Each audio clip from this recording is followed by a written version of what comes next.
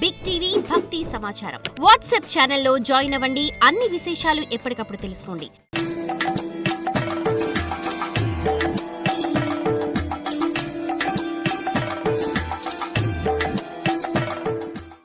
హిమాలయాలలో ఒక చిలుక గుడ్లు పెట్టింది. ఈ తుమ్మెద ఒక గ్రుడ్డుగా పుట్టింది. గ్రుడ్డు పగిలి పక్షి బయటకు వచ్చేలోగానే ఒక పెద్ద గాలివాన వచ్చి పక్షి గూడు ఎగిరిపోయింది. గ్రుడ్లన్నీ కింద పడి పగిలిపోయాయి. అందులోని పిల్ల పక్షులన్నీ చనిపోయాయి. తల్లి పక్షి తండ్రి పక్షి కూడా ఆ భయంకరమైన గాలివానకు కూడా ప్రాణాలు విడిచాయి. ఒక గుడ్డు మాత్రం సగం పగిలి కింద పడి ఉంది. అందులోని పక్షి జీవించే ఉంది. అది మెల్లగా శక్తిని కూడగొట్టుకొని పగిలినటువంటి గుడ్డు నుండి బయటపడింది. మెల్లగా ఎగిరి కొద్ది దూరంలో ఉన్న కైలాస పర్వతంపై వాలింది. సరిగ్గా అదే సమయానికి కైలాస పర్వతంలో పార్వతీమాత తనకు భగవతత్వాన్ని తెలపవలసిందనగా ఆ శివుణ్ణి ప్రార్థించింది.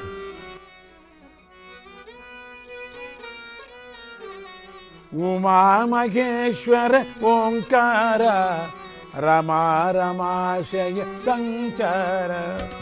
ఉమా మహేశ్వర ఓంకార రమా రమాశయ సంచార. ఉమా మహేశ్వర ఓంకార రమా రమాశయ సంచార.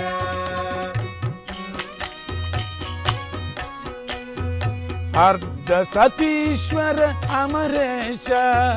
అర్ధ సతీశ్వర అమరేశ. బద్ధ విమోచన సందేశ. బద్ధ విమోచన సందేశ. శుద్ధ బ్రహ్మ స్వాకాశ. శుద్ధ బ్రహ్మ స్వాకాశ. ఉద్ధరమామిహ పరమేశ. ఉద్ధరమామిహ పరమేశ. శుద్ధ బ్రహ్మ స్వాకాశ. శుద్ధ బ్రహ్మ స్వాకాశ. ఉద్ధరమామిహ పరమేశ.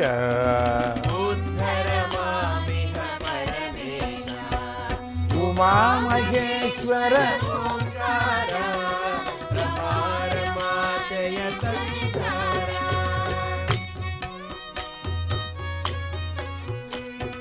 హర పాపం కర శివదయ శివ సదయ.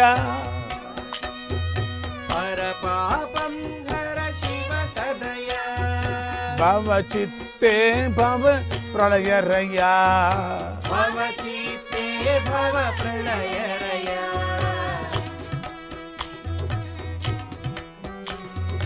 శివ హే శివతర్ శివా ప్రియా. శివ హే శివతర శివా ప్రియా. దృఢమే హృదయం త్వం హృదయ. దృఢమే హృదయం త్వం హృదయ. ఉమా మహేశ్వర ఓంకార రమా రమాశయ సంచార.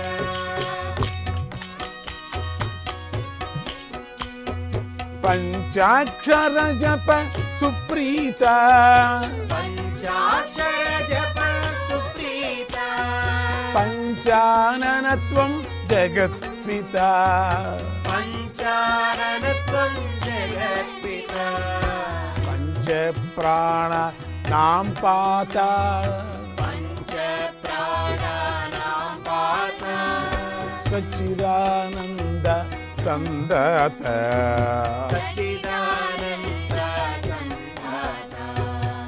ఉమా మహేశ్వర ఓంకార రమా రమాశయ సంచార. ఉమా మహేశ్వర ఓంకార రమా రమాశయ సంచార. అర్ధ సతీశ్వర అమరేశ. అర్ధ సతీశ్వర అమరేశ. బద్ధ విమోచన సందేశ. బద్ధ విమోచన సందేశ. బ్రహ్మ స్వాకాశ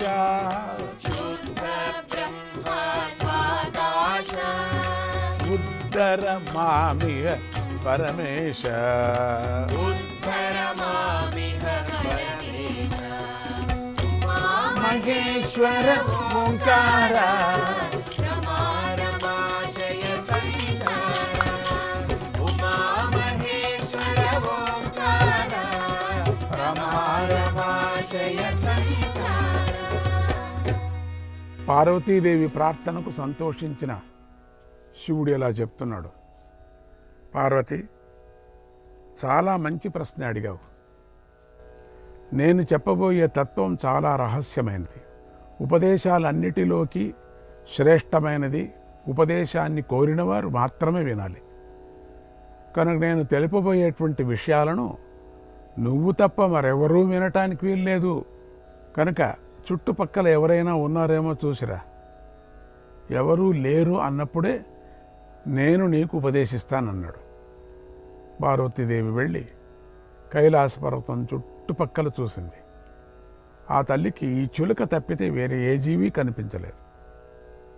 ఆ తల్లి తనలో పక్షే కదా, పర్వాలేదులే అంది.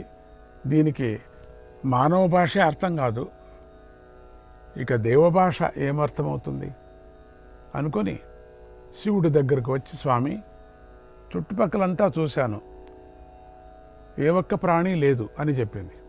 శివుడు భవిష్యత్తు దృష్టిలో జరగబోయేది చూసి తనలో తానే నవ్వుకొని ఇలా అన్నాడు, పార్వతి, నేను నీకిప్పుడు మహాగాథను ఉపదేశించబోతున్నా.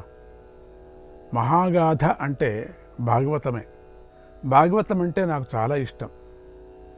దాన్ని నేను చెప్తున్నాడు పారవస్యంతో నా కళ్ళు మూసుకుపోతాయి దాన్ని నేను చెప్తున్నప్పుడు కూడా, నిజంగా. కనుక నాకట్లా అవుతుంది. కనుక నువ్వు కూడా కొడుతున్నంతసేపు నేను కథ చెప్తాను. నువ్వు ఎప్పుడెప్పుడు కొడుతూ ఉంటావు అంతవరకు నేను చెప్తూ ఉంటా. కొట్టడం ఆపేస్తే నేను ఆపేస్తాను.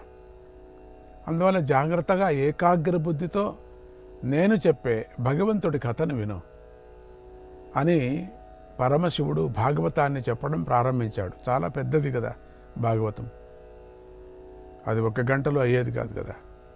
పార్వతీదేవి శ్రద్ధగా వినసాగింది. గంటలు. శివుడు భక్తి రసంతో మునిగిపోయాడు.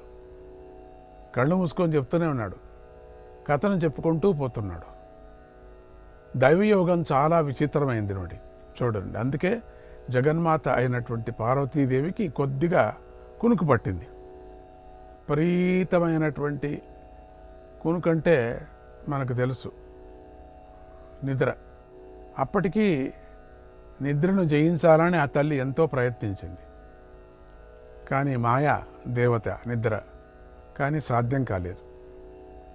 ఇంతలో ఎలా జరిగిందో కానీ ఆ గుహలోకి ఆ చిలుక చేరి శివుడు చెప్పే భాగవతాన్ని వింటోంది. శివుడు చెప్పిన నియమాన్ని విన్నది. కొంతసేపటి తర్వాత అమ్మవారికి నిద్ర పట్టిందని పక్షికి తెలిసింది. కొట్టకపోతే శివుడు అద్భుతమైన కథను ఆపివేస్తాడని శివుడి కథను చిలుక కొట్టసాగింది. అమ్మవారు నిద్రపోతూ ఉండగానే తాను కొట్టడానికి ప్రారంభం చేసింది. అప్పటి నుంచి వింటూ ఉన్నాడు కదా, ఈ చిలుక కూడా వింటూనే ఉంది కదా. కొట్టేది ఆపేస్తే అమ్మవారు స్వామి నిలిపేస్తాడు, దాన్ని వినాల. అప్పుడు శివుడికి ఏ తేడా లేదు, ఆయన కథ చెప్పుకుంటూ పోతున్నాడు. కాసేపటికి గాబరాగా మేల్కొన్న పార్వతి, స్వామిని క్షమించండి, నిద్ర పట్టింది, మీ కథను పూర్తిగా వినలేకపోయాను, కనుక దయ ఉంచి మళ్ళీ చెప్పండి అంది. అందుకు శివుడు, ఇక్కడ ఎవరూ లేరన్నావు కదా, మరి నీ స్థానంలో కొట్టింది ఎవరు అని చుట్టూ చూశాడు. నేను చెప్తుంటే కథ ఎవరో కొడుతున్నారు కదా, నువ్వే అనుకున్నా నేను. నువ్వు కాదా? అయితే చూడు. అది గమనించిన చిలుక పిల్ల వేగంగా ఎగిరిపోసాగింది. ఇంకా శివుడు ఏం చేస్తాడు అని చెప్పాడు.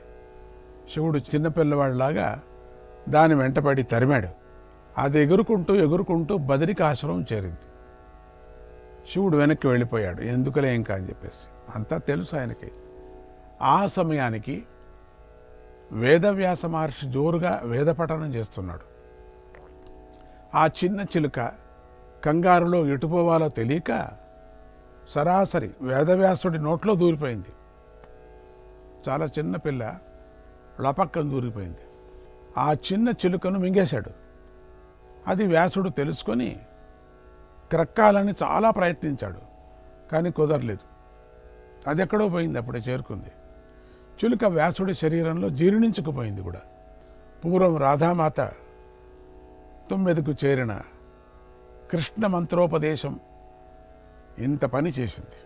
ఇక్కడి నుండి మనం చెప్పుకోబోయేటువంటి సుఖజన్మ వృత్తాంతంలో పాఠభేదాలు ఉన్నాయి. కథ కొంచెం వేరువేరుగా ఉంటుంది. అందుకని మీరేం దుఃఖించాల్సిన పని లేదు, సమస్యతో చూడవలసిన పని లేదు.